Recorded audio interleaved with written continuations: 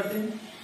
कल मैंने आपको जैसा कि अमीनो एसिड पढ़ाते हुए बताया था कि दो अमीनो एसिड जब अमाइड लिंकेज की मदद से जुड़कर प्रोटीन का फॉर्मेशन करते हैं, तो जो अमाइड लिंकेज बना था उसी अमाइड लिंकेज को हम लोग पेप्टाइड बॉन्ड कहते हैं। तो अमाइड लिंकेज क्या हो गया? पेप्टाइड बॉन्ड हो गया। अब इसके बाद मैंने आपको बताया था कि जब 100 अमीनो एसिड आपस में पेप्टाइड बॉन्ड से जुड़े हुए रहेंगे, तो उस तरह से बनने वाले 100 अमीनो एसिड के चेन को पॉलीपेप्टाइड कह रहे थे। और जब बहुत सारे पॉलीपेप्टाइड चेन आपस में फिर से पेप्टाइड बॉन्ड से जुड़ते हैं तो प्रोटीन का फॉर्मेशन होता है। ले देखिए, प्रोटीन के फॉर्मेशन के लिए जरूरी था अमीनो एसिड, और अमीनो एसिड को जोड़ने के लिए जरूरी था उनके बीच का bond, that is peptide bond. और पेप्टाइड बॉन्ड से मिलकर अगर अमीनो एसिड जुड़े हुए हैं तो 100 ऐसे जुड़ेंगे, तो उसको हम लोग पॉलीपेप्टाइड चेन कहते हैं। तो आज हम लोग डिस्कस करने जा रहे हैं प्रोटीन का स्ट्रक्चर। तो चलिए, प्रोटीन का स्ट्रक्चर क्या है, आइए हम देखते हैं। इस बात को ध्यान से समझना तो आएगा, टॉपिक इजी हो जाएगा। देखो, ये मैंने आपको पता है कि अमीनो एसिड में दो फंक्शनल ग्रुप होता है, एक अमीनो और दूसरा कार्बोक्सिल, एक बेसिक नेचर का और एक एसिडिक नेचर का। बेसिक नेचर का जो फंक्शनल ग्रुप होता है उसे हम अमीनो कहते हैं, और एसिडिक नेचर का जो फंक्शनल ग्रुप होता है वो है कार्बोक्सिल। और ये स्क्वायर बॉक्स से मैंने आपको दिखा दिया है अमीनो एसिड, और इस अमीनो एसिड के बीच में जो लाइन मैंने दिखाया है ये बताया है मैंने आपको पेप्टाइड बॉन्ड। तो सुन लीजिए बात को जरा ध्यान से, क्या हुआ है, जब बहुत सारे अमीनो एसिड आपस में पेप्टाइड बॉन्ड से जुड़कर, जब बहुत सारे अमीनो एसिड, ये सब अमीनो एसिड हैं, जब बहुत सारे अमीनो एसिड आपस में पेप्टाइड बॉन्ड से जुड़कर, ये सब पेप्टाइड बॉन्ड है, पेप्टाइड बॉन्ड से जुड़कर एक लॉन्ग, सिंगल और स्ट्रेट चेन का फॉर्मेशन करेंगे, तो इस तरह से बनने वाले लॉन्ग स्ट्रेट चेन को हम लोग प्रोटीन का प्राइमरी स्ट्रक्चर कहते हैं। ये जो प्राइमरी स्ट्रक्चर होता है ये वाटर इनसॉल्युबल होता है, और साथ ही साथ ये अनस्टेबल स्ट्रक्चर होता है। तो प्रोटीन अपने प्राइमरी स्ट्रक्चर में एग्जिस्ट नहीं कर सकता है क्योंकि वो अनस्टेबल होता है और वाटर में इनसॉल्युबल होता है। तो अब क्या होगा स्टूडेंट, वो अपने अनस्टेबिलिटी को रिमूव करना चाहेगा। इसके लिए क्या किया प्रोटीन, अपने प्राइमरी स्ट्रक्चर में हाइड्रोजन बॉन्डिंग के मदद से फोल्डिंग डेवलप कर लिया।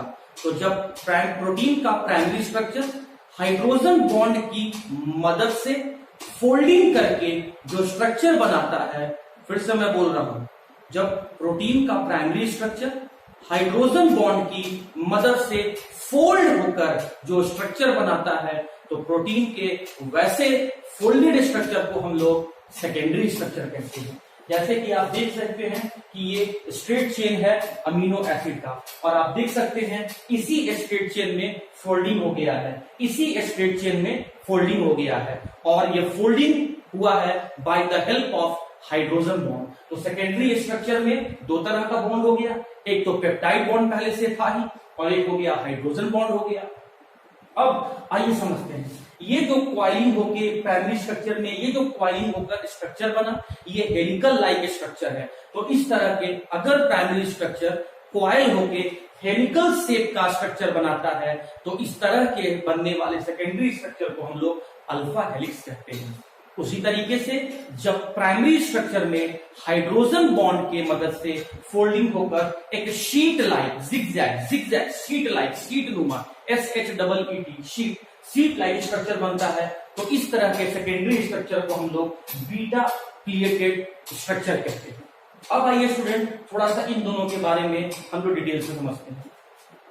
इस हेलिकल स्ट्रक्चर में एक क्वाइल में 3.6 अमीनो एसिड होता है, मतलब 3.5 अमीनो एसिड होता है। कैसे, देखो ध्यान समझना। मान लो कि ये आपका एक पहला अमीनो एसिड है, ये आपका यहाँ पर दूसरा अमीनो एसिड है, और देखो जो इधर होके कर्व होके यहाँ गया, ये आपका देखिए यहाँ पर तीसरा अमीनो एसिड है। अब ये सी जैसा, देखो सी जैसा तुमको बनता हुआ दिख रहा है, उस सी में 3 अमीनो एसिड आ गए हैं, और अब जो एक अमीनो एसिड का 0.6 पोर्शन है वो उसी में रहेगा, लेकिन जो 0.4 पोर्शन है वो दूसरे सी में चला गया, दूसरे क्वाइल में चला गया। देखो ध्यान से देखो, तुमको सी जैसा बनता हुआ दिख रहा है, कंसेप्चुअल थोड़ा ध्यान से समझना। देखो एक कॉइल में 3.6 अमीनो एसिड होते हैं, तो देखो तुमको एक सी में 1 2 3, देखो यहाँ पर मैंने लिखा हुआ 1, ये हो गया तुम्हारा 1, ये 1, ये हो गया तुम्हारा 2 और ये हो गया तुम्हारा 3। तो एक सी में तुमको 3 तक दिख ही गया, और यही जब मुड़ा और दूसरे सी में गया तो इसका 0.6 ऊपर वाले में और 0.4 नीचे वाले में हो गया। तो 3.6 अमीनो एसिड एक टर्न में होता है अल्फा हेलिक्स। और बीटा प्लेटेड जो है वो आपका शीट लाइक स्ट्रक्चर तो होता ही है। और समझो बात को, जब एक ही पॉलीपेप्टाइड चेन, अरे पॉलीपेप्टाइड चेन क्या होता है, अमीनो एसिड के 100 अमीनो एसिड के जुड़ने से बनने वाले चेन को हम लोग पॉलीपेप्टाइड चेन कहते हैं। तो वही तुम्हें बता रहा हूं, जब एक ही पॉलीपेप्टाइड चेन के अमीनो एसिड, मैं एक अमीनो एसिड यहां ले रहा हूं, जब एक ही पॉलीपेप्टाइड चेन के अमीनो एसिड के बीच में हाइड्रोजन बॉन्डिंग बनता है तो उस तरह के स्ट्रक्चर को हम लोग अल्फा हेलिक्स कहते हैं। लेकिन इधर देखो, ऊपर में एक दूसरा एक आपका कोई पॉलीपेप्टाइड चेन है और नीचे में आपका एक और पॉलीपेप्टाइड चेन है, तो इन दो डिफरेंट पॉलीपेप्टाइड चेन के अमीनो एसिड के बीच में, ये सब अमीनो एसिड यहां पर अरेंज है, तो एक पॉलीपेप्टाइड चेन यहां हो गया, एक पॉलीपेप्टाइड चेन यहां हो गया। देखो बात को समझो, एक पॉलीपेप्टाइड चेन यहां हो गया और एक पॉलीपेप्टाइड चेन नीचे हो गया। तो इस पॉलीपेप्टाइड चेन का अमीनो एसिड और इस पॉलीपेप्टाइड चेन का अमीनो एसिड और इनके बीच में हाइड्रोजन बॉन्डिंग बन रहा है, तो उस तरह से जो स्ट्रक्चर बनेगा वो कहलाएगा बीटा प्लेटेड। और हाइड्रोजन बॉन्डिंग मैंने कल भी आपको बताया था कि जो अमाइड लिंकेज में जो ऑक्सीजन होता है और दूसरा अमाइड लिंकेज का जो हाइड्रोजन होता है, उनके बीच में हाइड्रोजन बॉन्डिंग बनता है। तो यहाँ जो हाइड्रोजन बॉन्डिंग बन रहा है वो दो डिफरेंट पॉलीपेप्टाइड चेन के अमीनो एसिड के बीच बन रहा है, लेकिन यहाँ जो आपका हाइड्रोजन बॉन्डिंग बन रहा है वो एक ही पॉलीपेप्टाइड चेन के अमीनो एसिड के बीच में बन रहा है। यहाँ का स्ट्रक्चर हेलिकल है, यहाँ का स्ट्रक्चर आपका जिगजैग स्ट्रक्चर है। तो ये समझ में आपको आ रहा है। मैं फिर से रिपीट कर देता हूं, जब अमीनो एसिड आपस में पेप्टाइड बॉन्ड से जुड़कर एक लॉन्ग स्ट्रेट चेन बनाएंगे तो प्राइमरी स्ट्रक्चर, लेकिन वो स्ट्रक्चर आपका वाटर इनसॉल्युबल के साथ साथ अनस्टेबल भी होता है, और उसी स्ट्रक्चर में स्टेबिलिटी को बढ़ाने के लिए हाइड्रोजन बॉन्डिंग करवा के फोल्डिंग डेवलप हो जाता है, तो प्रोटीन का बनने वाला स्ट्रक्चर आपका सेकेंडरी स्ट्रक्चर कहलाता है। अब हाइड्रोजन बॉन्डिंग यहाँ पर दो तरह के होते हैं। अगर एक ही पॉलीपेप्टाइड चेन में हाइड्रोजन बॉन्डिंग बनते हैं तो कॉइल का स्ट्रक्चर हेलिकल हो जाता है और अल्फा हेलिक्स कहलाता है। लेकिन जब दो डिफरेंट पॉलीपेप्टाइड चेन के बीच में हाइड्रोजन बॉन्डिंग बनते हैं तो शीट लाइक स्ट्रक्चर दिखने लगता है, और वैसे सेकेंडरी स्ट्रक्चर को हम लोग बीटा प्लेटेड कहते हैं। तो आप देख सकते हैं कि प्राइमरी के कंपैरिजन में हाइड्रोजन बॉन्डिंग, सेकेंडरी में हाइड्रोजन बॉन्डिंग आने के कारण से स्टेबिलिटी तो बढ़ गया, लेकिन अब भी सेकेंडरी स्ट्रक्चर जो है वो आपका वाटर इनसॉल्युबल है, इसलिए सेकेंडरी स्ट्रक्चर में भी अभी स्टेबिलिटी उतना ज्यादा नहीं बढ़ा हुआ है। अब थोड़ा सा एक बात और, अल्फा हेलिक्स और बीटा प्लेटेड के बीच में डिफरेंस देख लीजिए। अल्फा हेलिक्स सेकेंडरी स्ट्रक्चर जो है वो हेलिकल शेप होता है, और हेलिकल मैंने आपको स्ट्रिंग लाइक यहाँ बना के दिखा दिया है। बीटा प्लेटेड जो है वो शीट लाइक स्ट्रक्चर होता है। अल्फा हेलिक्स में इंट्रामॉलिक्यूलर हाइड्रोजन बॉन्डिंग होता है, मतलब एक ही पॉलीपेप्टाइड चेन के अमीनो एसिड के बीच में हाइड्रोजन बॉन्डिंग हो जाता है, मतलब सेम चेन के बीच में ही हाइड्रोजन बॉन्डिंग हो जाता है। लेकिन बीटा प्लेटेड में इंटरमॉलिक्यूलर हाइड्रोजन बॉन्डिंग होता है, मतलब डिफरेंट चेन के अमीनो एसिड के बीच में हाइड्रोजन बॉन्डिंग होता है। अल्फा हेलिक्स में अल्काइल ग्रुप, आपको पता है मैंने कल बताया था कि अमीनो एसिड में अल्काइल ग्रुप भी होता है, तो अल्फा हेलिक्स का अल्काइल ग्रुप बड़ा होता है, मतलब इसमें कार्बन का नंबर ज्यादा होता है। लेकिन बीटा प्लेटेड में अल्काइल ग्रुप जो होता है वो स्मॉल होता है, मतलब इसके कंपैरिजन में यहाँ पर कार्बन का नंबर कम, इसलिए अल्काइल ग्रुप छोटा होता है। अल्फा हेलिक्स का एग्जांपल है केराटिन प्रोटीन, जो हमारे हेयर्स में, नाखून, नेल्स वगैरह में, ऊल वगैरह में पाया जाता है। मायोसिन जो मसल्स में पाया जाता है। तो इस तरह जो हेयर्स में, नेल्स में, बोन्स में, मसल में पाया जाने वाला जो प्रोटीन होता है वो आपका अल्फा हेलिक्स शेप का होता है। लेकिन सिल्क फाइबर में पाया जाने वाला जो प्रोटीन का स्ट्रक्चर होता है वो आपका बीटा प्लेटेड सेकेंडरी स्ट्रक्चर होता है। तो उम्मीद करता हूं कि अल्फा प्राइमरी स्ट्रक्चर और सेकेंडरी स्ट्रक्चर में आपका मतलब समझ में आ गया होगा। प्राइमरी स्ट्रक्चर जहां वाटर इनसॉल्युबल के साथ साथ अनस्टेबल भी था, तो अपने स्टेबिलिटी को बढ़ाने के लिए प्राइमरी स्ट्रक्चर में सेकेंडरी स्ट्रक्चर में कन्वर्ट हो गया। स्टेबिलिटी तो बढ़ गया लेकिन अभी भी वो वाटर इनसॉल्युबल। ओके स्टूडेंट्स, तो हम लोगों ने जहां देखा था कि प्राइमरी स्ट्रक्चर में सिर्फ पेप्टाइड बॉन्ड था, सेकेंडरी स्ट्रक्चर में पेप्टाइड बॉन्ड के अलावा हाइड्रोजन बॉन्डिंग आ गया। तो हाइड्रोजन बॉन्डिंग के कारण से बॉन्ड का नंबर बढ़ गया, फोर्स ऑफ अट्रैक्शन बढ़ गया तो स्टेबिलिटी बढ़ गया। लेकिन अभी भी जो प्रोटीन है, जो प्रोटीन का स्ट्रक्चर है, वो अभी भी वाटर में सॉल्युबल नहीं है, वो वाटर में इनसॉल्युबल है। इसीलिए प्रोटीन के अंदर फिर मॉडिफिकेशन होता है और वो सेकेंडरी स्ट्रक्चर से टर्शियरी स्ट्रक्चर की तरफ कन्वर्ट होता है। तो फिर क्या हुआ, सेकेंडरी स्ट्रक्चर के अंदर में फिर फोल्डिंग हुआ। आप देख सकते हैं, मैंने आपको सेकेंडरी स्ट्रक्चर के डायग्राम में मैंने बताया था कि सेकेंडरी स्ट्रक्चर में एक स्ट्रक्चर आपका हेलिकल होता है, स्ट्रक्चर आपका हेलिकल होता है। तो क्या हुआ, आप देख सकते हैं कि वही जो हेलिकल स्ट्रक्चर है, जो पहले आपका स्ट्रेट हेलिकल स्ट्रक्चर था, उसी हेलिकल स्ट्रक्चर में फोल्डिंग होना शुरू हो गया। अरे ये हेलिकल स्ट्रक्चर था ना भाई, एक ऐसा सीधा सा हेलिकल स्ट्रक्चर जो मैंने आपको ऐसा बताया था। अब यही हेलिकल स्ट्रक्चर क्या हुआ, फोल्डिंग होना शुरू हुआ। तो जब सेकेंडरी स्ट्रक्चर में डाइसल्फाइड बॉन्ड, आयनिक बॉन्ड और वैन डर वाल्स फोर्स की मदद से, पहले से तो पेप्टाइड बॉन्ड और हाइड्रोजन बॉन्ड था ही, तो ले देखिए टर्शियरी स्ट्रक्चर में 5 बॉन्ड आ गया, peptide bond, hydrogen bond, disulphide bond, ionic bond और van der Waals force. Bond का नंबर जितना ज्यादा होते जाएगा, क्वाइलिंग ज्यादा होते जाएगा और स्टेबिलिटी उतना ज्यादा बढ़ते चला जाएगा। तो सेकेंडरी स्ट्रक्चर में डाइसल्फाइड बॉन्ड, आयनिक बॉन्ड और वैन डर वाल्स फोर्स के अलावा पेप्टाइड बॉन्ड और हाइड्रोजन बॉन्ड के मदद से फोल्डिंग होकर जो प्रोटीन का जो स्ट्रक्चर बनता है, उसे हम कहते हैं tertiary structure of the protein. अब आप देख सकते हैं स्टूडेंट कि ये जो टर्शियरी स्ट्रक्चर जो प्रोटीन का बनता है, ये देखने में बॉल के शेप जैसा है और इसीलिए हम लोग कहते हैं कि the tertiary structure of protein is globular in shape और शेप लाइक बॉल और ग्लोब्यूलर इन शेप। अब देखिए इसमें क्या हुआ, जैसा कि स्टूडेंट आप लोग पहले से जानते हैं कि अमीनो एसिड में 2 फंक्शनल ग्रुप में से एक फंक्शनल ग्रुप अमीनो होता है, एक फंक्शनल ग्रुप आपका कार्बोक्सिल होता है, एक आपका 2 फंक्शनल ग्रुप तो हो गया, एक आपका अल्काइल ग्रुप होता है और एक आपका हाइड्रोजन होता है। तो ये कार्बोक्सिल ग्रुप आपका पोलर है, ये अमीनो ग्रुप आपका पोलर है, लेकिन ये अल्काइल ग्रुप जो है आपका वो नॉन पोलर है। अरे इसके ऊपर तो पॉजिटिव नेगेटिव चार्ज आता है ना, इसके ऊपर तो पॉजिटिव नेगेटिव चार्ज आता है, तो चार्ज डेवलप होता है इसके ऊपर, कल वाले में मैंने बताया था आपको।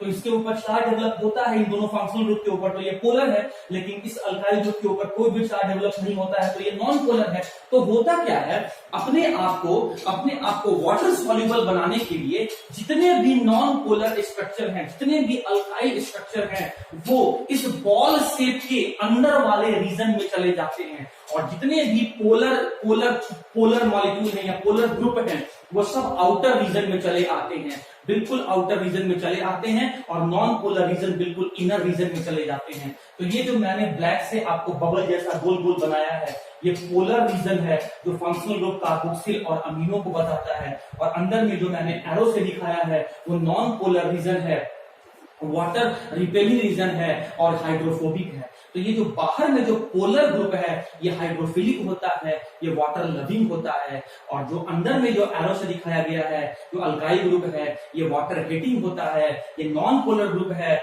हाइड्रोफोबिक है और वाटर हेटिंग ग्रुप है। तो पोलर ग्रुप जब बाहर चला आया तो अब ये इजिली वाटर के साथ जुड़ के और वाटर में सॉल्युबिलिटी इसका बढ़ गया। तो टर्शियरी स्ट्रक्चर का जरूरत क्यों पड़ा, वाटर के सॉल्युबिलिटी को बढ़ाने के लिए। साथ ही साथ टर्शियरी स्ट्रक्चर बनते ही स्टेबिलिटी भी बढ़ गया और वाटर सॉल्युबिलिटी भी उसका बढ़ गया। स्टेबिलिटी कैसे बढ़ गया, due to presence of more number of bond like disulphide bond, ionic bond and van der Waals force along with the hydrogen bond and the peptide bond। तो इस बॉन्ड के नंबर की वजह से स्टेबिलिटी बढ़ गया और जब वो फोल्डिंग होके जब वो ग्लोबुलर से बॉल जैसा शेप बना लिया तो जितने भी पोलर ग्रुप थे, वाटर लविंग थे, वो आउटर रीजन में चले जाते हैं और जो वाटर से हेट करने वाले थे, जो वाटर से दूर जाने वाले थे, वो इनर रीजन में चला गया। तो बाहर रीजन में पोलर होने के कारण से वाटर के साथ जुड़ने का टेंडेंसी बढ़ गया और इसीलिए वाटर में सॉल्युबिलिटी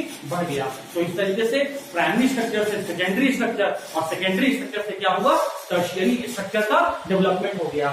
और स्टूडेंट आप यहाँ से कंक्लूजन के रूप में क्या क्या देखें, स्टेबिलिटी बढ़ गया, वो ज्यादा वाटर सॉल्युबल हो गया और इसी वजह से most of the protein and enzyme have tertiary structure. जितने भी प्रोटीन होते हैं उनमें से मैक्सिमम प्रोटीन और एंजाइम का टर्शियरी स्ट्रक्चर होता है, क्योंकि इस स्ट्रक्चर के बाद आपका स्टेबिलिटी और वाटर के साथ सॉल्युबिलिटी दोनों का दोनों इंक्रीज कर जाता है, बढ़ जाता है। अब स्टूडेंट प्रोटीन का लास्ट स्ट्रक्चर, क्यों? क्योंकि स्टेबिलिटी बढ़ चुका है, सॉल्युबिलिटी भी बढ़ चुका है। तो अब क्या होगा, दो या दो से ज्यादा पॉलीपेप्टाइड चेन जिनका टर्शियरी स्ट्रक्चर था वो आपस में फिर क्वाई करके जो स्ट्रक्चर बनाते हैं वही स्ट्रक्चर कहलाता है क्वाटरनरी स्ट्रक्चर। अरे जब प्राइमरी स्ट्रक्चर में फोल्डिंग हुआ था तो सेकेंडरी स्ट्रक्चर में फिर फोल्डिंग हुआ था टर्शियरी स्ट्रक्चर, और टर्शियरी स्ट्रक्चर में फिर फोल्डिंग हुआ तो क्वाटरनरी स्ट्रक्चर। प्राइमरी स्ट्रक्चर से सेकेंडरी स्ट्रक्चर क्यों बना? क्योंकि प्राइमरी स्ट्रक्चर स्टेबिलिटी अनस्टेबल के साथ साथ वाटर का सॉलिबिलिटी भी उसका कम था। सेकेंडरी स्ट्रक्चर बनने से क्या फायदा होगा? सर स्टेबिलिटी तो बढ़ा लेकिन सॉलिबिलिटी जो था वो आपका कम ही रहा, सॉलिबिलिटी वो लेस सॉल्युबल ही रहा। फिर सेकेंडरी स्ट्रक्चर से टर्शियरी स्ट्रक्चर में आया तो क्या बेनिफिट हुआ? सॉल्युबिलिटी के साथ साथ स्टेबिलिटी के साथ साथ सॉल्युबिलिटी भी बढ़ गया, और फिर अपने स्टेबिलिटी को और बढ़ाने के लिए जो टर्शियरी स्ट्रक्चर थे उनमें भी क्वाइलिंग हो गया। तो जब देख सकते हैं स्टूडेंट, मैंने एक स्ट्रक्चर ब्लू पेन से ऊपर बनाया है और एक स्ट्रक्चर मैंने ब्लैक पेन से नीचे बनाया है, तो दो, एक ऊपर ले लो और एक आप नीचे ले लो, तो दो या दो से ज्यादा पॉलीपेप्टाइड चेन, फिर वही peptide bond, hydrogen bond, disulphide bond, van der Waals force, ionic bond की मदद से आपस में क्वाइलिंग करके जो स्ट्रक्चर प्रोटीन का डेवलप करता है उसी स्ट्रक्चर को हम लोग क्वाटरनरी स्ट्रक्चर कहते हैं। सिंस यहां पर क्वाइलिंग और ज्यादा हो गया तो स्टेबिलिटी और ज्यादा हो गया, तो हाईली स्टेबल स्ट्रक्चर कौन सा हुआ? Quaternary structure. Highly unstable structure कौन सा हुआ? वही होगा इसमें बॉन्ड का नंबर कम होगा, वो कौन सा होगा? आपका प्राइमरी स्ट्रक्चर। तो आपके इंजीनियरिंग में जीमेन में ये क्वेश्चन पूछा गया था, आपका जो था ये क्वेश्चन बायोमॉलिक्यूल से पूछा गया था, इवन की नीट मेडिकल में भी ये क्वेश्चन बार बार पूछा जाता है कि सबसे ज्यादा प्रोटीन का कौन सा स्ट्रक्चर स्टेबल होता है, तो आपको बताना है क्वाटरनरी स्ट्रक्चर, और कौन सा स्ट्रक्चर प्रोटीन का सबसे लेस स्टेबल होता है तो वो है आपका प्राइमरी स्ट्रक्चर। और अगर आप ऑर्डर देखेंगे स्टेबिलिटी का, डिक्रीजिंग ऑर्डर देखेंगे तो उससे आपका सबसे पहले क्वाटरनरी, तब टर्शियरी, तब सेकेंडरी और तब आपका प्राइमरी, यही ऑर्डर आपका सॉलिबिलिटी का भी है। तो स्टूडेंट मैं लास्ट में रिवाइज करवा देता हूं, चार स्ट्रक्चर था, प्राइमरी, सेकेंडरी, टर्शियरी और क्वाटरनरी। सॉलिबिलिटी को बढ़ाने के लिए, स्टेबिलिटी को बढ़ाने के लिए ये स्ट्रक्चर आपस में क्वाइलिंग करते जाते हैं जिससे बॉन्ड का नंबर बढ़ते जाता है और इस तरीके से प्रोटीन का अलग अलग स्ट्रक्चर डेवलप करते जाता है। मैक्सिमम प्रोटीन और एंजाइम में कौन से स्ट्रक्चर होते हैं? आपका टर्शियरी स्ट्रक्चर। सबसे ज्यादा स्टेबल कौन सा होता है? Quaternary structure.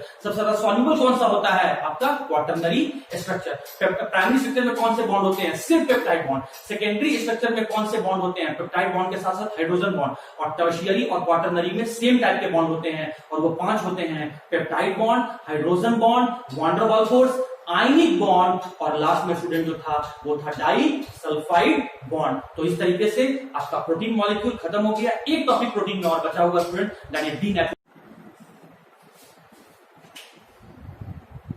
ओके स्टूडेंट्स, तो हम लोग प्रोटीन के स्ट्रक्चर को पढ़ने के बाद एग्जामिनेशन पॉइंट ऑफ व्यू से बड़ा इंपॉर्टेंट टॉपिक डिस्कस करने जा रहे हैं, that is denaturation of protein.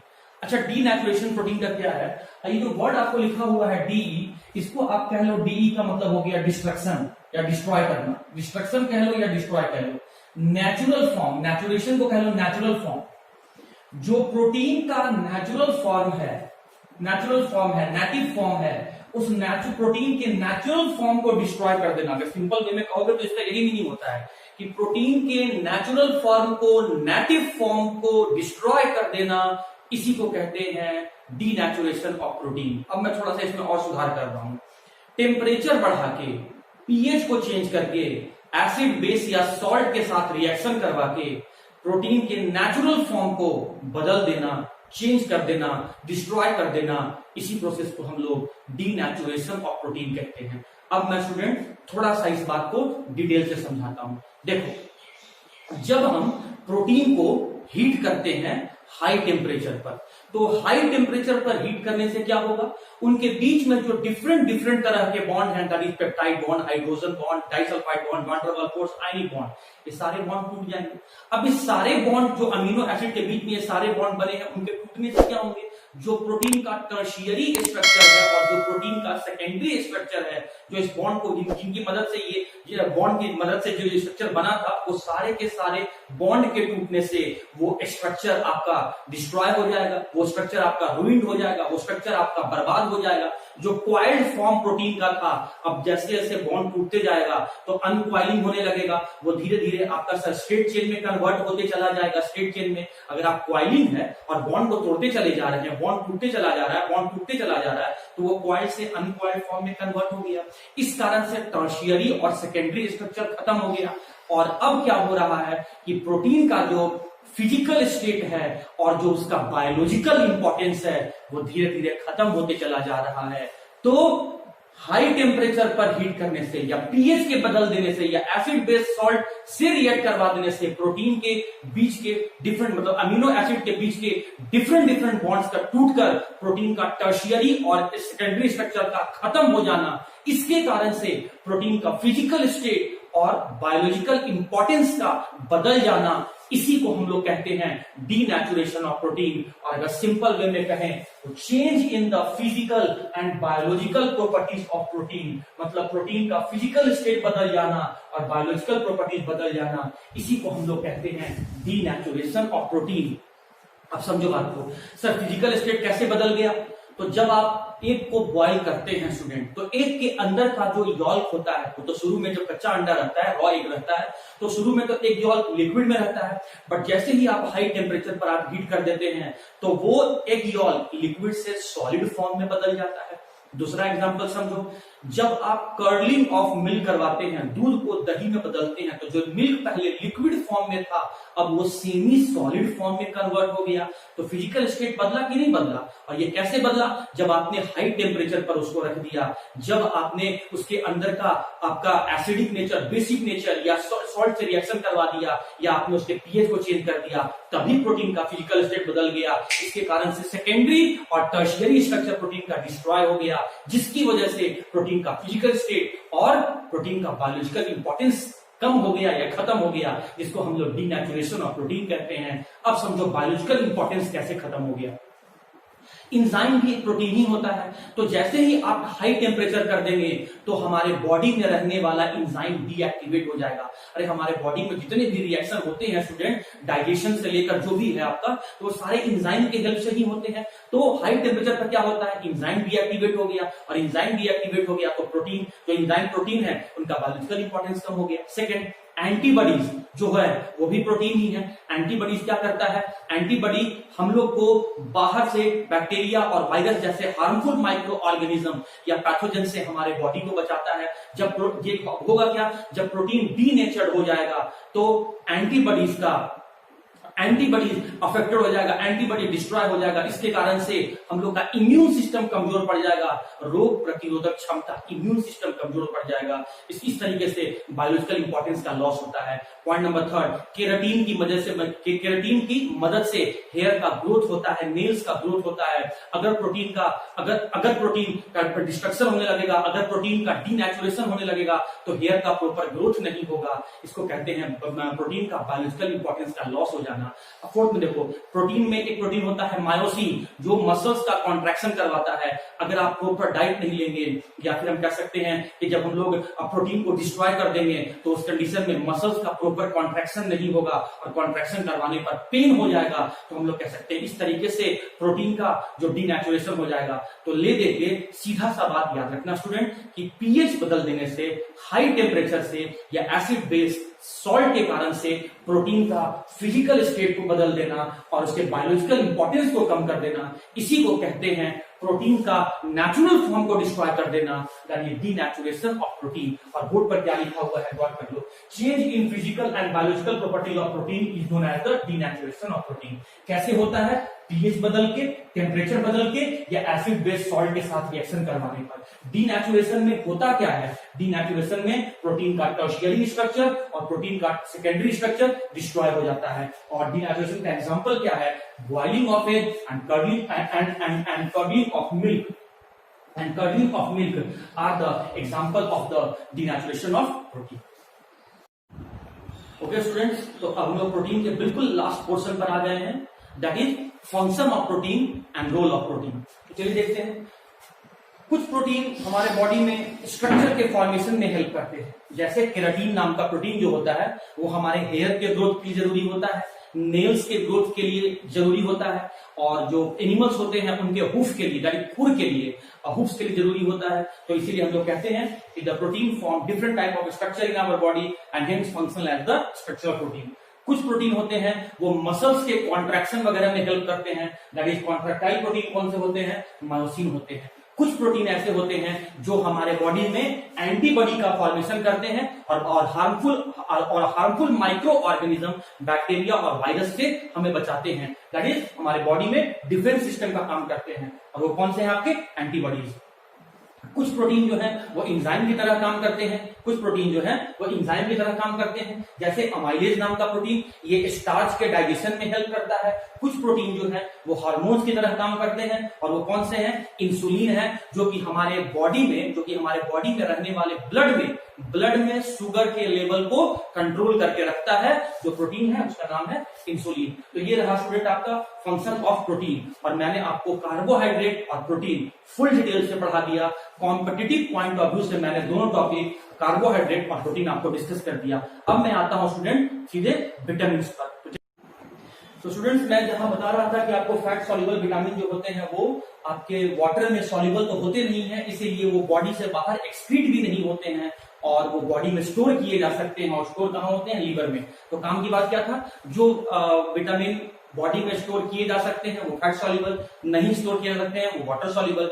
Vitamin A D E के फैट सॉल्युबल है, विटामिन बी और विटामिन सी जो है वो आपके वाटर सॉल्युबल है। वाटर सॉल्युबल होने के कारण से वाटर सॉल्युबल विटामिन वो विटामिन होते हैं जो वाटर में सॉल्युबल होंगे, फैट में इनसॉल्युबल होंगे। और फैट सॉल्युबल विटामिन ये होता है जो फैट में सॉल्युबल तो होगा लेकिन वाटर में इनसॉल्युबल होगा। अब यहां से आपके लिए काम की दो बातें जो बहुत इंपॉर्टेंट है, ध्यान से सुनना। पहला इंपॉर्टेंट पॉइंट ये है कि विटामिन एच जो होता है वो ना ही वाटर सॉल्युबल होता है और ना ही फैट सॉल्युबल होता है। पॉइंट नंबर 2, क्वेश्चन पूछा जाता है कि विटामिन सी को हम अपने बॉडी में क्यों नहीं स्टोर कर सकते हैं। तो पहली बात, विटामिन सी जो होता है वो वाटर सॉल्युबल होता है, इसीलिए हमारे बॉडी में वाटर में जो हम वाटर कंज्यूम करते हैं उस वाटर के साथ ये विटामिन डिसॉल्व हो जाता है, और डिसॉल्व होने के कारण से, वाटर में सॉल्युबल होने के कारण से विटामिन सी हमारे बॉडी में यूरिन के हेल्प से एक्सक्रीट हो जाता है, और इसीलिए स्टोर नहीं किया जा सकता है। सीधा सा बात है, विटामिन सी वाटर सॉल्युबल होते हैं, इसीलिए वो बॉडी में स्टोर नहीं होते हैं, इसीलिए वो एक्सक्रीट हो जाते हैं। ओके स्टूडेंट्स, तो बायोमॉलिक्यूल के हम लोगों ने बिल्कुल लास्ट पोर्शन पे हम लोग आ गए हैं, दैट इज न्यूक्लिक एसिड। तो देखो, न्यूक्लिक एसिड छोटा सा टॉपिक है और एग्जामिनेशन पॉइंट ऑफ व्यू से बहुत इंपॉर्टेंट है। मैं जितना बता दे रहा हूँ student, much more than sufficient है, इससे ज्यादा आपको पढ़ने का जरूरत नहीं है। 12th के हिसाब से मैं आपके कॉपी में आपको लिख के दे चुका हूँ, उतना पढ़ना अगर 12th का सिर्फ एग्जाम देना है तो। लेकिन अगर 12th के बाद अगर आपको कॉम्पिटिटिव एग्जाम देना है तो यहाँ मैं वीडियो में वो सारा चीज कवर कर ले रहा हूँ, इससे ज्यादा जरूरत नहीं है। अगर आप इससे ज्यादा अगर आप पढ़ रहे हो तो आप टाइम वेस्टेज कर रहे हो।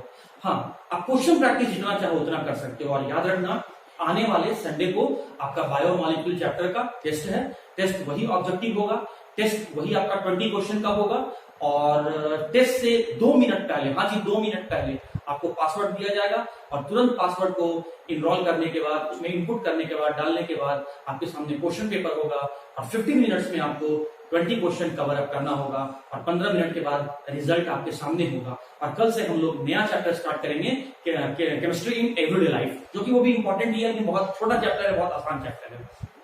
हाँ तो स्टूडेंट, आज और न्यूक्लिक एसिड पे, लास्ट टॉपिक पे। देखो, न्यूक्लिक एसिड समझने के लिए पहले हमको समझना पड़ेगा न्यूक्लियोसाइड क्या है।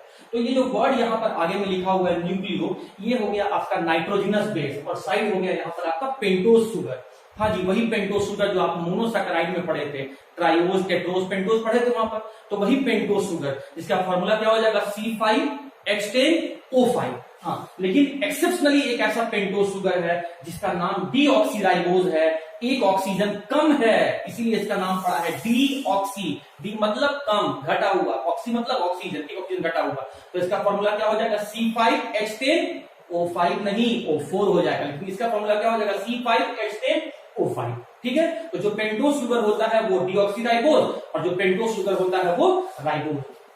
अब नाइट्रोजनस बेस क्या क्या यहाँ प्रेजेंट होता है? अरे बेस तो आप लोग जानते हो, एसिड बेस सॉल्ट पढ़ते ही हो, तो बेस तो जानते ही हो। और वैसा बेस जिसमें एक एलिमेंट नाइट्रोजन भी प्रेजेंट रहेगा, एक एलिमेंट, एक टाइप ऑफ एलिमेंट नाइट्रोजन भी प्रेजेंट रहेगा, तो वैसे बेस को हम लोग नाइट्रोजनस बेस कहेंगे। नाइट्रोजनस बेस दो टाइप के होंगे, दैट इज प्यूरीन और पाइरिमिडीन। दोस्त इसका डिटेल बहुत ज्यादा मैं आपको नहीं बताऊंगा, बट शॉर्ट में बता देता हूं। प्यूरीन आपका बाईसाइक्लिक होते हैं, 2 रिंग कंटेनिंग कंपाउंड होते हैं, और पाइरिमिडीन आपका एक ही साइक्लिक कंपाउंड होते हैं, दैट इज आपका यहाँ पर आपका इसमें एक ही रिंग होता है। खैर अब जहां था आप उस बात को छोड़िए। प्यूरीन बेस का एग्जांपल है एडेनिन, थोड़ा नाम याद करने में डिफिकल्टी होगा बट याद कर लेना, लिख के है ना, प्रैक्टिस कर लेना। प्यूरीन का एग्जांपल है एडेनिन और गुआनिन, एडेनिन और गुआनिन। और पाइरिमिडीन नाइट्रोजनस बेस का एग्जांपल है साइटोसिन, यूरासिल और थाइमिन। CUT कट से याद कर लेना, साइटोसिन, यूरासिल और थाइमिन, है ना, कट कर दिया। कौन ट्रिक में तुम देखो, छोटा मोटा ट्रिक अपने बना सकते हो। आदि बॉस आदि जो है, वो हम आदि ग्रोवर कर लेना। बॉस आदि ग्रोवर जो है वो कट कर दिया हम लोग का सैलरी कोरोना में सैलरी कट कर दिया। आदि ग्रोवर बॉस कट कर दिया, तो आदि से क्या कर लेना, एडेनिन, ग्रोवर से क्या कर लेना, गुआनिन। क्या किया, कट कर दिया, कट से क्या कर लेना, सी से साइटोसिन, यू से यूरासिल और टी से थाइमिन, ऐसे याद कर लेना। तो ये जो आपका नाइट्रोजनस बेस है, जब पेंटोज शुगर के साथ कंबाइन करेगा तो वो कहलाएगा न्यूक्लियोसाइड। और स्टूडेंट इसी न्यूक्लियोसाइड में अगर आप सिर्फ फॉस्फोरिक एसिड जोड़ दोगे तो वो आपका न्यूक्लियोटाइड बन जाएगा। तो न्यूक्लियोटाइड कितने से मिलकर बना, नाइट्रोजनस बेस, पेंटोज शुगर और फॉस्फोरिक एसिड। अरे न्यूक्लियोसाइड क्या था, नाइट्रोजनस बेस और आपका पेंटोज शुगर। कौन सा नाइट्रोजनस बेस, प्यूरिन और पाइरिमिडीन टाइप का, एडेनिन, गुआनिन, साइटोसिन, यूरासिल और थाइमिन। और आपका पेंटोज शुगर कौन सा था, डीऑक्सीराइबोज और राइबोज। डिटेल के पोर्शन मैंने बता दिया, इसमें एक ऑक्सीजन कम था इसीलिए इसका नाम डीऑक्सी पड़ गया है। C5H10O4 इसका फॉर्मूला होगा, लेकिन इसका फॉर्मूला होगा C5H10O5। अच्छा, और जब यही न्यूक्लियोसाइड में सिर्फ फॉस्फोरिक एसिड जोड़ देंगे तो क्या बन जाएगा, न्यूक्लियोटाइड। तो न्यूक्लियोटाइड किस चीज से मिलने से बना, नाइट्रोजनस बेस, पेंटोज शुगर और फॉस्फोरिक एसिड। और स्टूडेंट अगर आप न्यूक्लियोटाइड समझ गए हैं तो बहुत सारे न्यूक्लियोटाइड के मिलने से जो पॉलीमर बनता है उसी पॉलीमर को हम लोग न्यूक्लिक एसिड कहते हैं। और बहुत सारे का मतलब 100 से ज्यादा कोई भी नंबर हो सकता है। तो बहुत सारे न्यूक्लियोटाइड के मिलने से जो पॉलीमर बनता है वो हम लोग को न्यूक्लिक एसिड कहते हैं। तो व्हाट इज न्यूक्लिक एसिड, तो nucleic acid is the polymer of nucleotide. तो यही न्यूक्लियोटाइड मिलकर न्यूक्लिक एसिड बनाते हैं, इसीलिए हम लोग कहते हैं nucleotide are the building block of nucleic acid. तो यही मिलके इस न्यूक्लिक एसिड को बना रहे हैं। तो nucleotide are building block of the nucleic acid. अब न्यूक्लिक एसिड दो टाइप के होते हैं और वो डिफरेंस किस बेसिस पर किया गया है, पेंटोज शुगर के बेसिस पर, नाइट्रोजनस बेस के बेसिस पर डिफरेंस किया गया है। उसमें चेन के नंबर पे बेसिस किया गया है, उनके फंक्शन के बेसिस पर डिफरेंस किया गया है। तो जो दो टाइप के न्यूक्लिक एसिड है वो कौन कौन से हैं, डीएनए एंड आरएनए। तो आइए स्टूडेंट हम देखते हैं कि डीएनए और आरएनए। ओके स्टूडेंट्स, तो कार्बोहाइड्रेट और प्रोटीन को बहुत अच्छे से डिस्कस कर लेने के बाद हम लोग आते हैं विटामिन पर। अच्छा, विटामिन होता क्या है, विटामिन क्या होता है, एक तरह का ऐसा बायोमॉलिक्यूल या एक तरह का ऐसा ऑर्गेनिक कंपाउंड जो हमारे बॉडी में सिंथेसाइज नहीं होता है, लेकिन हमारे लिए, हमारे बॉडी के लिए, हमारे ग्रोथ के लिए, हमारे मेंटेनेंस के लिए, हमारे सर्वाइवल के लिए, मतलब जीवित रहने के लिए वाइटल रोल प्ले करता है। इसीलिए उसका नाम पड़ा है वाइटामिन्स। वाइटामिन्स मतलब एक ऐसा बायोमॉलिक्यूल जो हमारे बॉडी में नहीं बनता है, सिंथेसाइज नहीं होता है, लेकिन जीवित रहने के लिए, हेल्दी रहने के लिए, बॉडी के प्रॉपर ग्रोथ के लिए, बॉडी के प्रॉपर डेवलपमेंट के लिए, बॉडी के मेंटेनेंस के लिए ले दे के हमारे लाइफ में एक बहुत वाइटल रोल प्ले करता है, अहम भूमिका निभाता है। तो ऐसे बायोमॉलिक्यूल को हम लोग विटामिन कहते हैं। अब विटामिन नाम किसने दिया था, कॉम्पिटिटिव पॉइंट ऑफ व्यू से मैं बता देता हूं। विटामिन नाम किसने दिया था, फंक नाम का साइंटिस्ट, FUNK, फंक नाम का साइंटिस्ट विटामिन नाम दिया था। सबसे पहला विटामिन कौन सा डिस्कवर किया गया था, B1 डिस्कवर किया गया था। विटामिन B1 जो है वो पहला विटामिन था जो डिस्कवर किया गया था। अब देखो तुम्हारे एग्जाम में या कॉम्पिटिटिव एग्जाम में विटामिन से क्वेश्चन क्या आता है, तो विटामिन तो ये अलग अलग तरह के हैं, उन विटामिन का दूसरा क्या नाम है, मतलब अदर नेम पूछता है। वो विटामिन हमें कहां से मिलेगा, मतलब सोर्सेज पूछता है, और उस विटामिन के नहीं लेने से, नहीं खाने से, नहीं कंज्यूम करने से कौन सा डिजीज हो जाएगा, डेफिशिएंसी डिजीज, मतलब विटामिन की कमी से कौन सा रोग हो जाएगा, कौन सा डिजीज हो जाएगा, वो हम लोग समझते हैं। तो स्टूडेंट इसके लिए आपको इसको याद करना पड़ेगा।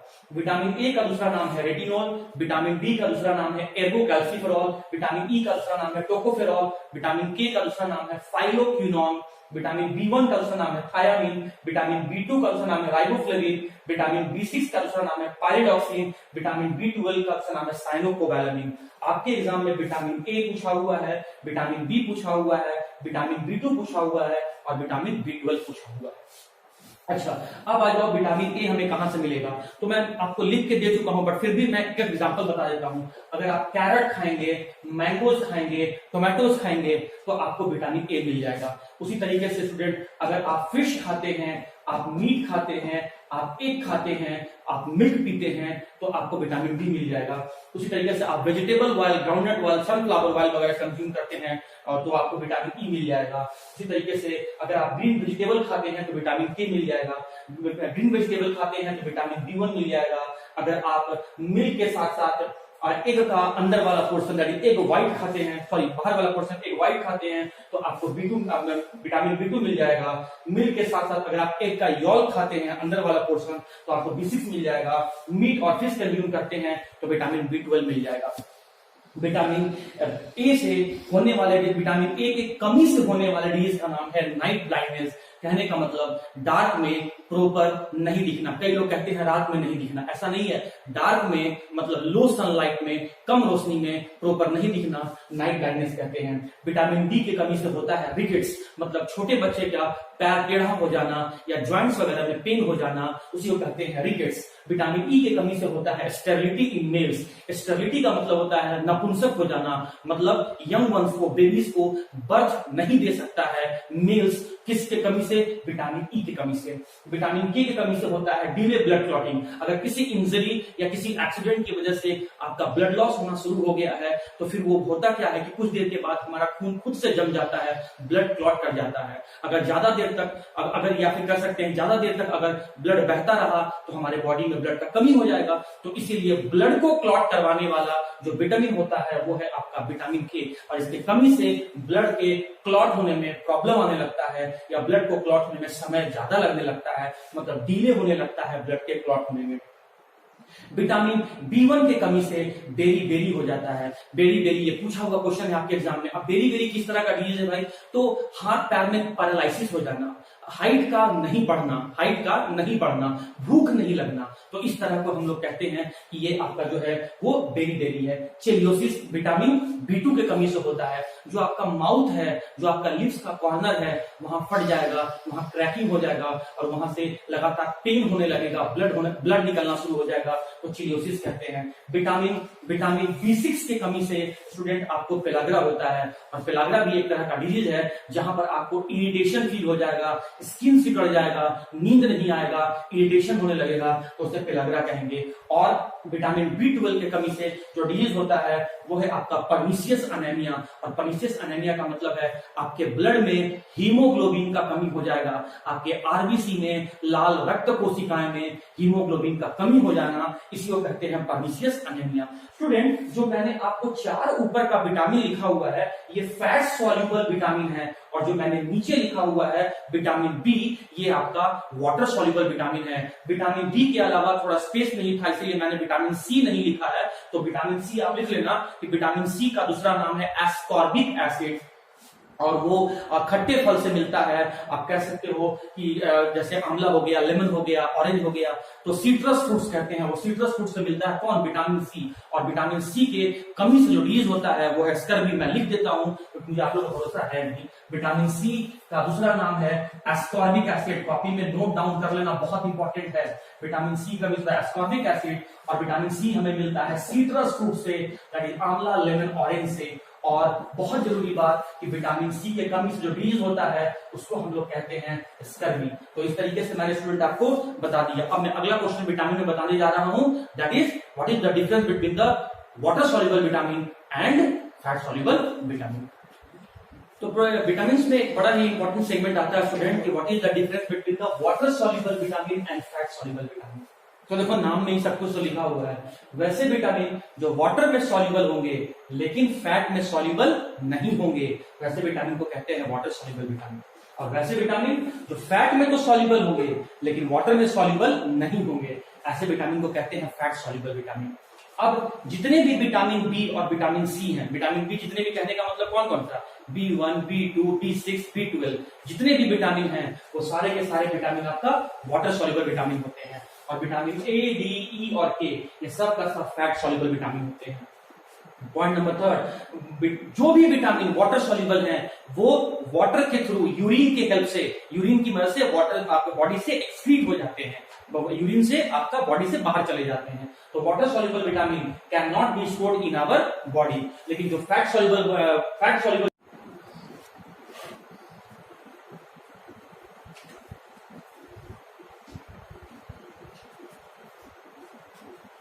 ओके स्टूडेंट, तो हम लोगों ने जो अभी पढ़ा वो एक बार समझ लो कि नाइट्रोजनस बेस और जब आपका शुगर मिलता है तो न्यूक्लियोसाइड कहलाता है, और जब उसी न्यूक्लियोसाइड में हम लोग फॉस्फोरिक एसिड जोड़ देते हैं तो वो न्यूक्लियोटाइड बन जाता है, और जब बहुत सारे न्यूक्लियोटाइड आपस में कंबाइन कर जाते हैं तो वो न्यूक्लिक एसिड बन जाता है। तो और न्यूक्लिक एसिड कितने टाइप के हैं, दो टाइप के, डीएनए और आरएनए। डिफरेंस देखो क्या है, डीएनए का पूरा नाम है डीऑक्सीराइबोन्यूक्लिक एसिड, है ना। ए का मतलब है न्यूक्लिक एसिड, और उसमें तुम पेंटोज शुगर जोड़ लिया तो डीऑक्सीराइबोन्यूक्लिक एसिड। आरएनए का नाम क्या है, एन से तो हो गया न्यूक्लिक एसिड और आर से हो गया राइबोन्यूक्लिक एसिड। अच्छा, इसका नाम डीएनए ही क्यों पड़ा, क्योंकि इसमें पेंटोज शुगर कौन से होते हैं, डीऑक्सीराइबोज। इसका नाम आरएनए ही क्यों पड़ा, क्योंकि उसमें पेंटोज शुगर जो होते हैं वो है राइबोज। और आपको पता है स्टूडेंट कि शुगर के अलावा नाइट्रोजनस बेस भी होते हैं, तो प्यूरिन बेस दोनों में सेम रहता है, एडेनिन और गुआनिन। यहाँ भी वही होता है, एडेनिन और गुआनिन। मैं शॉर्ट में लिखा हूं, आप एग्जाम ऐसे मत लिखना। पाइरिमिडीन जो होता है वो साइटोसिन और थाइमिन, ये पता नहीं कितने एग्जाम में पूछा गया क्वेश्चन है कि जो पाइरिमिडीन जो डीएनए में प्रेजेंट होता है वो साइटोसिन और थाइमिन है, यूरासिल एसिड रहता है। लेकिन उसी आरएनए में जो पाइरिमिडीन बेस होता है वो साइटोसिन और यूरासिल होता है। डेवलपमेंट पॉइंट ऑफ व्यू से ये भी बहुत इंपॉर्टेंट है ना। तो शुगर के बेसिस पर नाम से डिफरेंस हो गया, पेंटोज शुगर पर डिफरेंस हो गया, नाइट्रोजनस बेस से डिफरेंस हो गया। और जो डीएनए होता है स्टूडेंट, ये पॉलीन्यूक्लियोटाइड, बहुत सारे न्यूक्लियोटाइड के मिलने से बना है, लेकिन बहुत सारे न्यूक्लियोटाइड का डबल चेन होता है डीएनए में। आप देखे होंगे डीएनए का स्ट्रक्चर स्टूडेंट, आपने देखा होगा डीएनए का स्ट्रक्चर आपने पहले देखा होगा। तो देखो एक चेन ये और एक चेन ये, तो पॉलीन्यूक्लियोटाइड का दो चेन से अगर मिलकर न्यूक्लिक एसिड बना है, पॉलीन्यूक्लियोटाइड का दो चेन से मिलकर अगर आपका डीएनए, अगर आपका न्यूक्लिक एसिड बना है तो उसे हम लोग डीएनए कहेंगे। लेकिन अगर सिंगल पॉलीन्यूक्लियोटाइड के चेन से कोई न्यूक्लिक एसिड बना हुआ है तो उसे हम लोग आरएनए कहेंगे। डीएनए अपने जैसा कॉपी, अपने जैसा हूबहू कॉपी, मतलब अपना जेरॉक्स कॉपी बना सकता है, मतलब डीएनए कैन रेप्लिकेट इटसेल्फ। लेकिन आरएनए अपने जैसे कॉपी, अपने जैसा शेप का दूसरा मॉलिक्यूल नहीं बना सकता है, it can not replicate by itself. DNA का जो काम होता है स्टूडेंट, वो होता है transfer of character from one generation to another generation. जैसे कई बार आप लोगों ने घर में सुना होगा कि बच्चे का जो, बड़े बुजुर्ग बोलते हैं कि बच्चे का जो नाक है वो पापा पे गया है, बच्चे का जो मुंह है वो मम्मी पे गया है, बच्चे का जो हेल्थ है वो दादा दादी पे गया हुआ है, ऐसा कुछ बोलते हैं ना। तो जो एक जनरेशन से दूसरे जनरेशन तक कैरेक्टर को ट्रांसफर करता है वो है आपका डीएनए। और जो स्टूडेंट जो सिर्फ प्रोटीन बनाने का काम करता है वो है आपका आरएनए। और याद रखना एक और डिफरेंस है कि DNA is the genetic material of eukaryotic cell, मतलब जितने भी ऑर्गेनिज्म जिनका बॉडी एक से ज्यादा सेल से मिलकर बना हुआ है उनके अंदर जो जेनेटिक मटेरियल होता है वो डीएनए है, और वायरस के अंदर जो जेनेटिक मटेरियल होता है वो है आपका आरएनए। तो ये आपको डीएनए और आरएनए का मैंने आपको डिफरेंस बता दिया। एक लास्ट डिफरेंस सुन लो कि डीएनए का काम है आरएनए को बनाना और प्रोटीन सिंथेसिस में हेल्प करना, लेकिन आरएनए का काम है सिर्फ और सिर्फ प्रोटीन बनाना। यहां से मैंने एक क्वेश्चन आपको और लिख के दिया है कि आरएनए का दो फंक्शन क्या है। तो पहला फंक्शन है आरएनए का प्रोटीन बनाना, यानी प्रोटीन सिंथेसिस करना, और दूसरा फंक्शन है कि आरएनए जो होता है वो वायरस में जेनेटिक मटेरियल होता है। तो इस तरीके से स्टूडेंट मैंने आपका biomolecule chapter academic point of view से, मतलब बोर्ड पॉइंट ऑफ व्यू से और साथ ही साथ आपका कॉम्पिटिटिव पॉइंट ऑफ व्यू से खत्म कर दिया। और मैं लास्ट में फिर से आपको इंफॉर्मेशन दे देता हूं कि आपका टेस्ट जो है वो आने वाले संडे को है। तो better be prepared for your test and good luck for your test. और कल से हम लोग स्टार्ट करेंगे केमिस्ट्री इन